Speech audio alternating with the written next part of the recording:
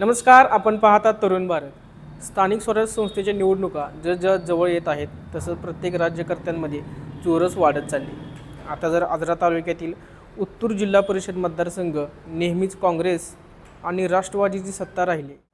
गेल्या 10 वर्षात जिल्हा परिषदेचे माजी अध्यक्ष उमेश आपटे यांनी या गटाचे प्रतिनिधित्व जिल्हा परिषदेत केले आहे. उत्तूर जिल्हा परिषद गट कागल विधानसभा मतदारसंघाला जोडल्यापासून या विभागातील बहुतांशी सहकारी संस्था ग्रामपंचायतीमध्ये राष्ट्रवादीची सत्ता राहिली आहे. मंत्री हसन मुश्रीफ यांच्या विधानसभा निवडणुकीतील विजयात या गटाने मोलाचा वाटा दिला आहे. या गटात विधानसभा निवडणुकीत मुश्रीफ विरुद्ध समरजित घाडगे असा सामना 2 वेळा झाला आहे.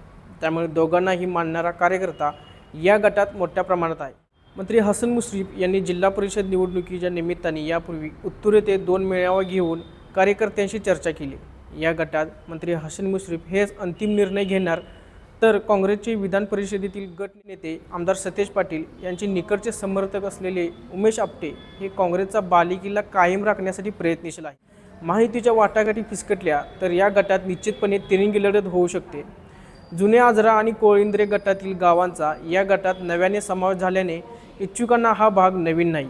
त्यामुळे प्रत्येक इच्छुक उमेदवार सावध भूमिका घेताना दिसत आहे. मुश्रीफ आणि घाटगे युती कायम राहिल्यास समीकरण बदलण्याची शक्यता वर्तवली जाते.